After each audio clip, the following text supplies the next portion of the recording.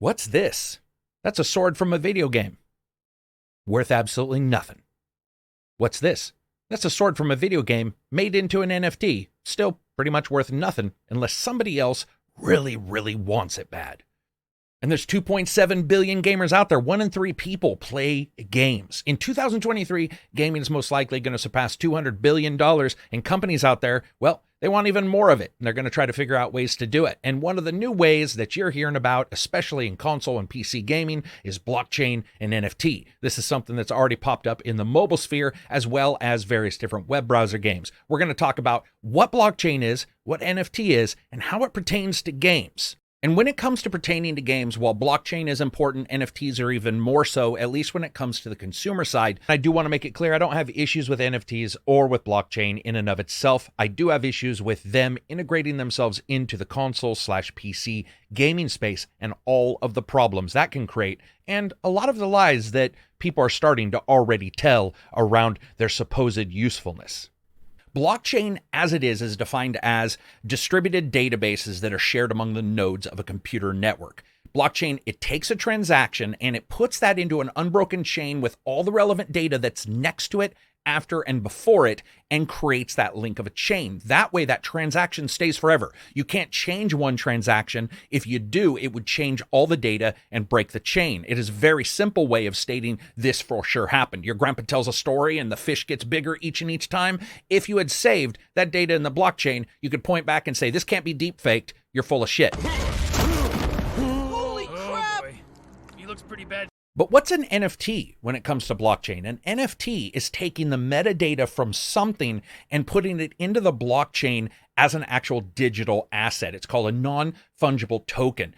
And fungible just means that it can't be traded or exchanged at some kind of equivalency dollar for dollar. You can't say this is worth for sure $1. That's not the way it works for NFTs. And the reason why we're talking about this when it comes to gaming and blockchain as well, the reason why so many are talking about them during investment meetings is because it really doesn't have a lot to do with giving you any real worth. It has to do with ways for those creators, those developers to make more money. And one of the ways to do that is to make you buy into a little bit of this bullshit. And in many ways, it's the same kind of bullshit that we deal with free-to-play games, where you get a free-to-play game and it feels like things are arbitrarily held back to get you to pay. What goes on in these games is the nomenclature that is completely mind-boggling that is called play to earn. Play to earn is one of the biggest fallacies and bullshit lines you will ever experience in games. I'm going to prove to you why that is in this video. Without any shadow of a doubt, whenever you hear somebody say play to earn, they almost always mean pay to play to possibly earn. I'm not against NFTs. I want to make that clear. I'm neutral to them, especially until they're of any use. I just don't really care too much. But I am against total and complete bullshit. So what follows is going to be a non-bullshit, non-YouTube friendly look at NFTs, the lies companies are telling you, the idiosyncrasies of the promises told to you, and the possible bonuses to you as well. Now, the NFTs, when it comes to the basics, any item you get in a game could be an NFT written to the blockchain and turned into an asset you can sell if there is market desire. Remember that from the very starting, there has to be a desire for the item to have it be of any worth. At the very simplest, an NFT could be something like a digital amiibo or a Skylander, where either the actual character unchanged is an NFT, or perhaps you own that character in your game, you upgrade your Skylander, and then you put it as an NFT up somewhere. It's checked in the blockchain, the information, the receipt, the metadata is locked in as you owning it, and that's one of a kind at that particular moment. One caveat here is about development and balancing of games. Be aware that if a sword dropped for a quest and the developer wanted that quest or that particular game well balanced, having that sword as a unique NFT trackable item that you can adjust and move around isn't necessarily always going to be worth it to them. They may want to balance it. That means currently a huge majority of the games and the items you may get wouldn't actually have those be NFTs. You could if you want. You could say 1,000 people got it, and then as 2,000 people completed the quest, 2,000 people own it, but they may not actually want you to sell that particular NFT, especially as a usable item in the game. And that's one of the things that we're talking about here. and the fact that it is going to change a lot about how games are created. And we can see that by simply looking at the current NFT-based games right now and just how shit poor they are. So if you think about it, why would we hear about it now? Well, listen to where we are hearing about it. We're hearing about it in investor meetings, not in the actual game development itself. This is something that I will give you some examples of for the current NFT games we have now and how they focus much more on basically playing the cryptocurrency style game than they do about the games themselves. But just look at how many people are jumping into this. In the early 2021, Agency Opinion was commissioned to do a study on games. The new research, they surveyed 197 video game developers in the United States and the United Kingdom combined. The results showed 58% of developers are beginning to use blockchain technology. Almost half of the respondents, 47%, stated incorporating non-fungible tokens. Now, Ubisoft's president stated that Ubisoft is interested in creating their own digital economies. Realize they didn't even say games. Again, they're talking about economies. Games are second to these companies. And in a way, I do think that sort of makes sense. But he continued to say that blockchain technology is going to imply more play to earn, that will enable more players to actually earn content, own content, and we think it's going to grow the industry a lot. Remember that since 2018, though, Ubisoft has been working on blockchain technology and merging it into their systems since back then with a company called Strategic Innovations Lab. And to continue this, current Bond villain, EA's Andrew Wilson stated this. He said, NFT and play-to-earn games are the future of the industry, but added that it's still too early to figure out how they're going to actually work when asked about the topic during the company's earnings call. He also stated, I think that in the context of the games we create and the live services we offer, collectible digital content is going to play a meaningful part in our future. Why is that? Currently, once you get done playing a game, no matter what you really buy in the DLC packages or the weapons that you get in a game, once you get it, you sort of move on. Many times you end up buying DLC, and technically the worth of that DLC is just the $20 that you may get for 6 or 8 hours, right? And then from that point on, you're technically done. In fact, you can't sell that DLC. Usually, you can't sell that digital game in any way, shape, or form. One positive of NFTs are that a lot of this stuff could be traded slightly. You could end up selling that expansion and that full game to someone else, transferring all ownership to another person, because the company would know that the digital version of that has now moved ownership. The certificate would be removed from you and be added to someone else. Yeah, I'm pretty much full of shit. No company's going to do that, but it's one way in which blockchain and NFTs could actually help the ownership of video games. So imagine you get an item in a game, you upgrade it, you breed a creature with another creature, and you can technically sell that creature. And if somebody wants it, the price of that item can be decided between you and somebody else by you just saying, here's what I want to sell it for. In fact, look right here. It took me a couple seconds and I made my own NFT. But the reason why you hear so many people bringing this up as a worry isn't because blockchain in and of itself is an issue or that NFTs are an issue. It's the fact that the current state of NFT games is downright damning, equally as damning as the current free-to-play situation that we have in console and PC games. What I think is a situation where the gulf between them is even wider. It should be noted that at this time, there is not a single blockchain-driven game of any kind or NFT attributable game of any kind. None are even close to AAA quality. Many are actually not even playable. That quality estimation, I think, is based on the depth of gameplay, the end results that are visual as well as audible, and just the idea of how much you can do in a game and what you would expect from a normal title. I bring this up because that play to earn nomenclature that we hear, that weird way in which they cornerstone their discussion about that, is not indicating that as a shitty pay to play to earn game would be just about the same as a menial job, and some of these are even worse. Take, for instance, one of the longest running games, Axie Infinity. To play this game, you need a couple characters, of which you start with none. The initial cost is around $300 currently, because the starting characters and their price is also reflected in that NFT way, where it can be decided that people just want to sell you those starting characters at a higher amount. So if the game isn't fully fleshed out, well, that's a lot of money to play a game that you don't even know if you will like. The $300 that you are putting up front is non-refundable. It's absolutely true that some people have made great money in NFTs and these kind of games. It's also true, by sheer statistics, most have not.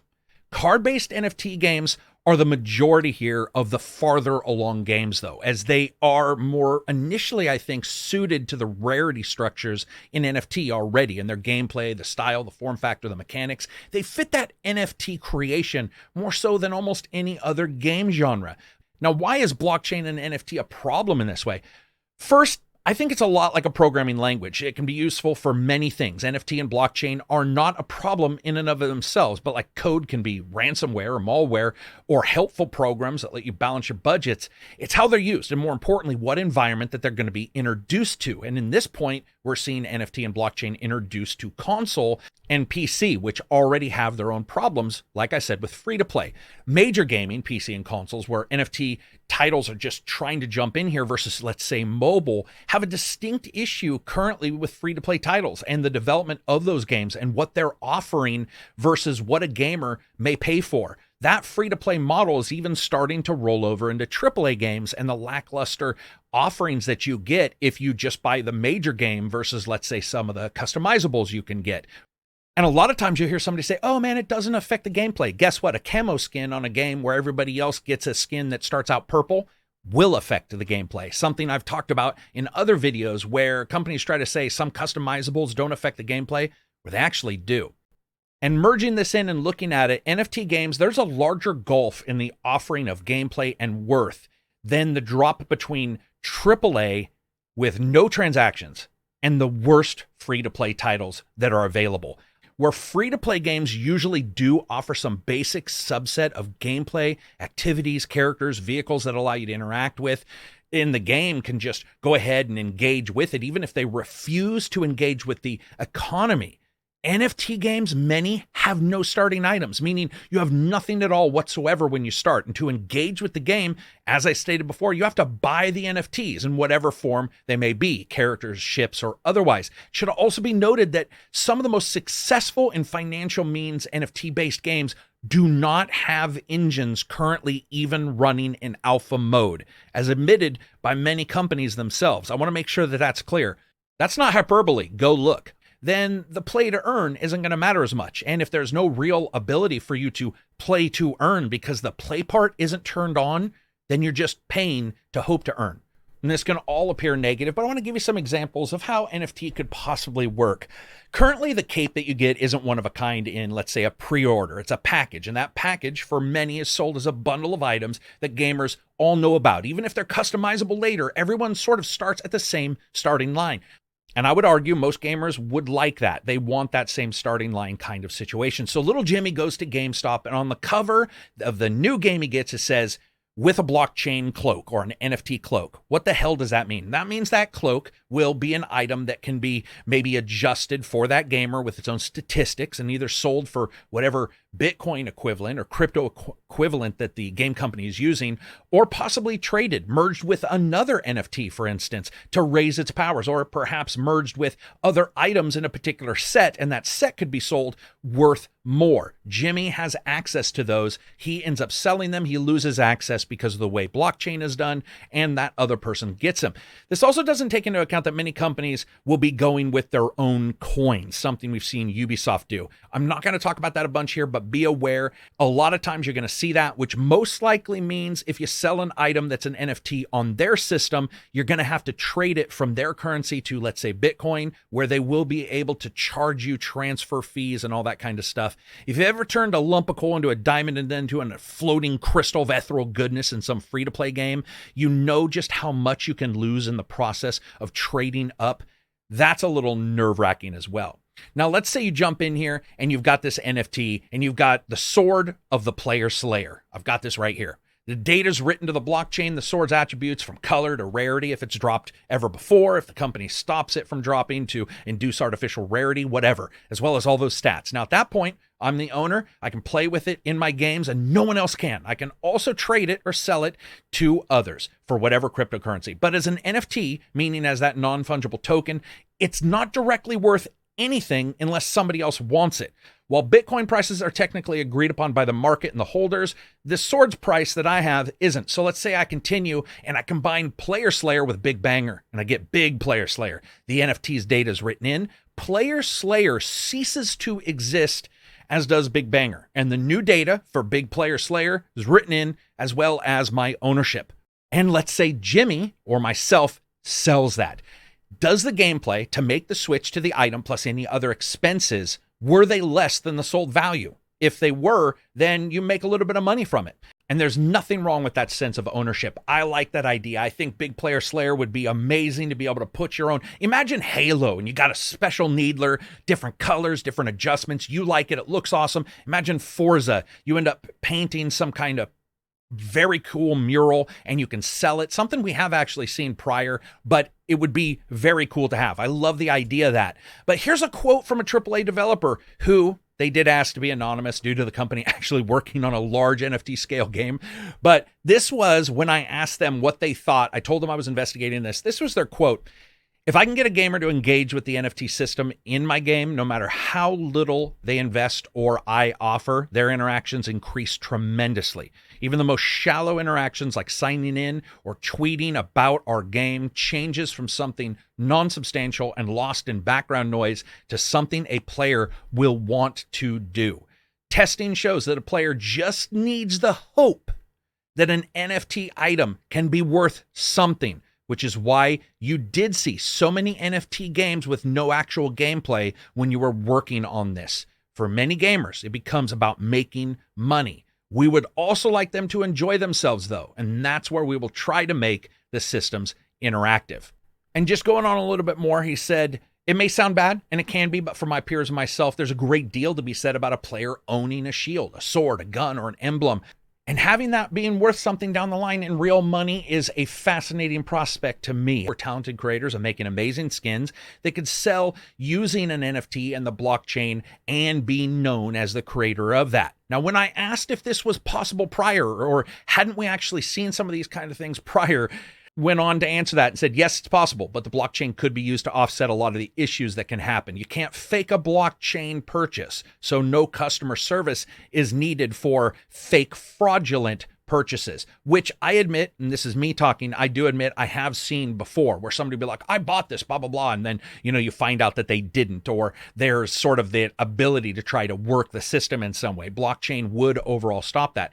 And I like the idea of all this. It is going to be helpful to some devs. Blockchain can do a huge number of things. It can collect, it can rigidly record almost anything if you want to waste the time doing it. But currently, where we are right now and hearing the number of interactions that we see, there's a lot to worry about. We could possibly do this. We might be able to do this. When in reality, the problems that exist in the ways that blockchain could possibly fix don't outweigh the monstrous benefit that a game maker can get just by using blockchain and NFTs to artificially create a FOMO moment for a gamer. Also, when making this video, I saw somebody on YouTube, they're called like TechQuickie or something, their YouTube channel of some kind. They released a video with some really good data about NFTs as well, but they had some completely false information that needs to be clarified if you come to this video from another NFT video. One of the largest fundamental mistakes that they made that was actually quite shocking, I gotta point this out. At some point in the video, they stated that it could be easier for devs to move assets from game to game, indicating that, let's say, you could take a skin from one game and this would make it easier in some way to move it completely to a different one. That is fundamentally incorrect. As they say in the video, developers would have to do less legwork to enable this functionality. I don't really know, and they didn't clarify what legwork that might be or that function of what would be easier, but speaking to devs, none have stated that blockchain would make it easier to, say, move a skin from one game to a completely different one. Animation assets of all kinds are not saved in the blockchain. You'd still need to be tested and worked on. Currently, verification of assets can take a while on blockchain anyway, and most transactions have a price for the blockchain usage. So at this time, there's no indication that developers would go that route or that any are even thinking of that route. There are developers and creators in their comment section informing them of that incorrect statement. But I just want to make that clear. When you use blockchain for almost anything, and you can, I think that's great. But I could also cook a steak on a taillight. It just doesn't make any fucking sense, though. Another thing that doesn't make a lot of sense is the way this is whenever it is talked about to gamers, the way it's sold. And I'm just going to break this up as the bullshit that it is. And this is somebody that does do cryptocurrency and stuff like that. And it is bullshit. It is scientifically what you're being sold as a reasoning is bullshit on some stuff. And I just have to point it forward. Blockchain, a lot of companies are saying, oh, it's going to require us to be more transparent. Transparency is an issue. Strangely enough, though, where NFTs and blockchain would overlap with the transparency gamers want, the majority of gamers' complaints are somewhere else. IBM's own blog stated something. They said, since these assets are virtual, game developers could just produce an unlimited amount or rig the market by providing it to certain players. There needs to be transparency and the ability to verify. We did see that happen with one of those games on Steam where a person was getting false drops. That is very important. That is awesome. I love that. I think that's a good idea, but it's a very small subsection of the overall transparency that gamers want. Almost all current NFT-based games do also do this anyway. In fact, there's nothing at all restricting companies from creating artificial scarcity anyway, except here we can collect side cryptocurrency exchange fees from the gamers and other kinds of payment. That scarcity would be known already. However, it does, I think, bring into question exactly what the end result is going to serve. I do like the idea overall of this, but then they continue and talk about collectible items. They say blockchains can also store value in the form of non-fungible tokens. Those are the NFTs. These tokens represent a unique value. Games have assets that are unique and collectible. These assets are highly valuable. NFTs could be used to represent these items and make them easy to store on a wallet, less expensive to sell and trade on an open market.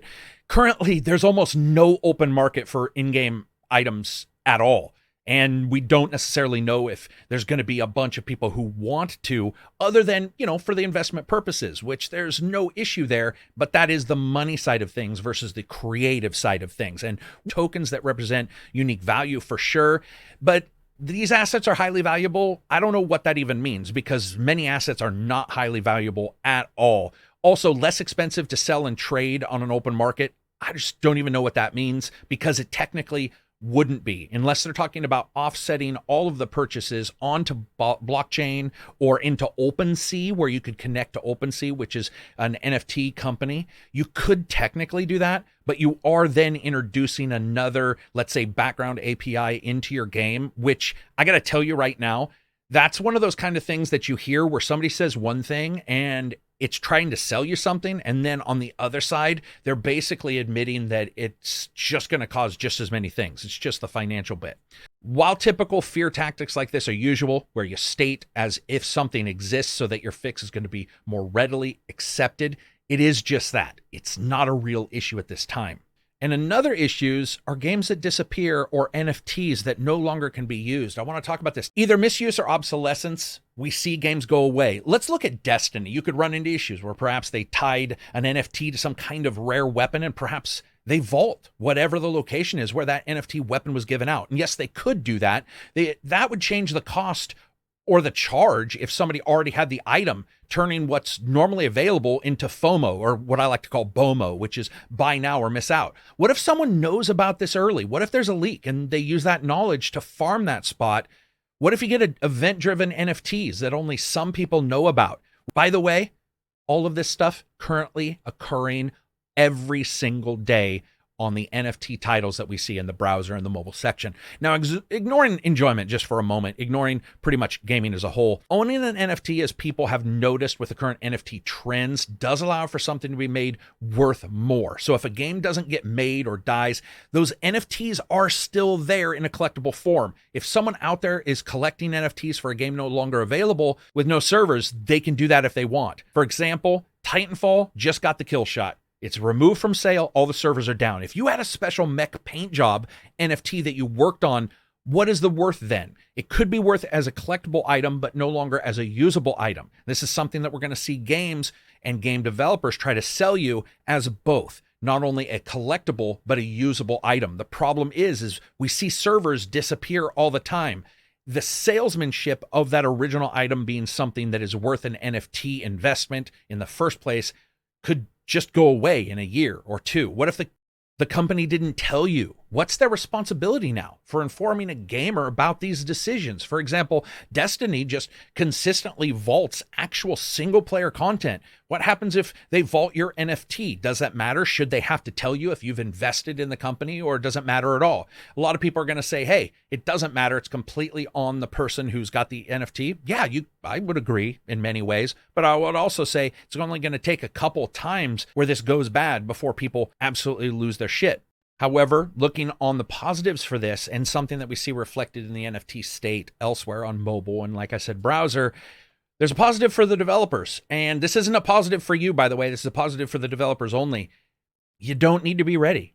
You don't. This has financially been proven multiple times. This is not me being an asshole. This is not me saying that people are just going to rip people off. You do not need to have your game ready. This has been shown multiple times. We have companies, like I said, selling entire plots of land for games that do not allow access to the game right now.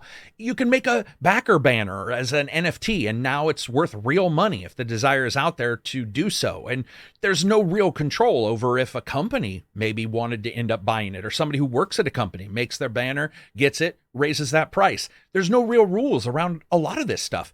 NFT is pure FOMO at this process and time, and it comes to how it can be used currently in games, how it is used. I don't see how it's magically going to come here into main games and somehow be better. And you have all sorts of issues like Twitch drops and stuff like that, where those NFTs are going to be worth more. And again, you don't necessarily say that there's any legal reason why that can't happen. I'm just not sure we need one more problem in gaming right now. It feels like we're juggling so many issues with trust.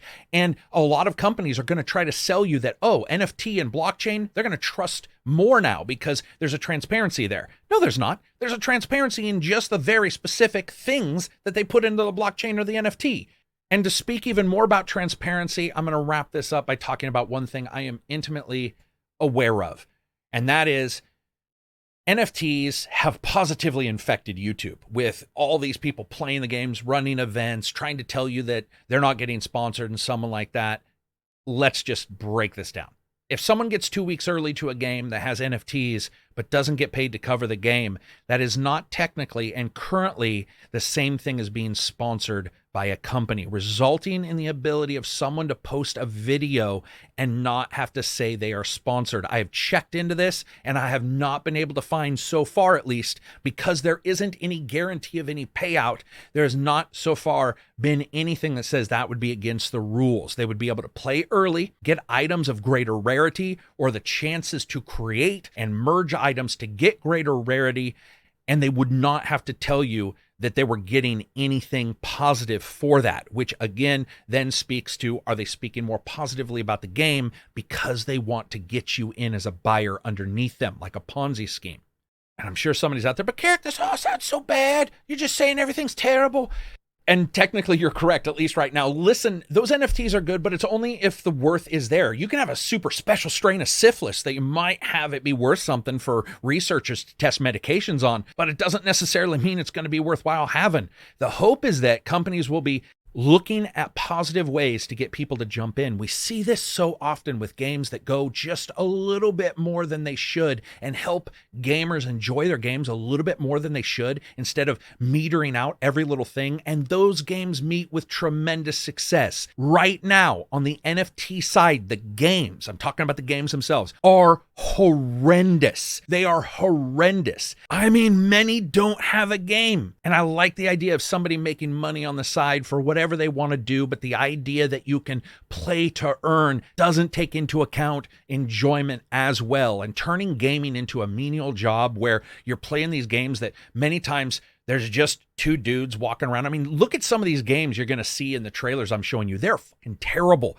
And the difference between a cutscene that these guys show and their game is way larger than any console AAA game. It is like Watch Dogs, that original trailer that you guys saw that was faked, and what we actually got. The difference is 10 times worse in NFT stuff. And that is why a lot of people who are starting to look at this kind of stuff are getting really nervous about their integration into the current game ecosystem that we have. Some companies will probably do this right. And I love the idea, once again, of being able to, let's say, get your own Disney Infinity, whatever the new version of Skylanders is, and be able to have an NFT that might be worth something if the game is there. But if it is not there, keep your fucking random investment shit to yourself and keep it out of gaming, because all it's going to do is make what is already a huge issue with free to play turn into buy to play to possibly earn. That is fucking horrible. Anyway, that's it for me. I hope you guys liked this video. If you did, give it a thumbs up. If you didn't, give it a thumbs down. Thanks to, well, myself for making those NFT cards. Spent a lot of time doing that. I actually enjoyed it. And I just want to thank you guys. I'm super lucky to be here. Super lucky to have people who want to listen. And whenever anybody gets to the end of the video and it was like, hey, man, you know, I checked out your Patreon because you said, and I joined, or I checked it out, I can't join right now. The idea is that they got to the end, and I feel super lucky that people do that. It's phenomenal. It's been a tremendous time. You guys are awesome fans, and I hope people understand why, to me, as a fan of games, this kind of stuff worries me, and I want to talk about it. And they're coming anyway, right? There's absolutely nothing we can do about it. NFTs and blockchain are coming anyway, but at least you guys might be armed with a little bit of data of what to watch out for, and the bullshit, the absolute lies and bullshit that are being spouted on the mobile/browser side of the scene on some of these, just to steal people's money, basically. And we just saw that, by the way, with that Squid Game, which was a complete fake NFT game. So I just want to make sure that doesn't infect the place that I absolutely know and love, and the people that I know and love, which is you guys. Peace out, and enjoy the rest of your week.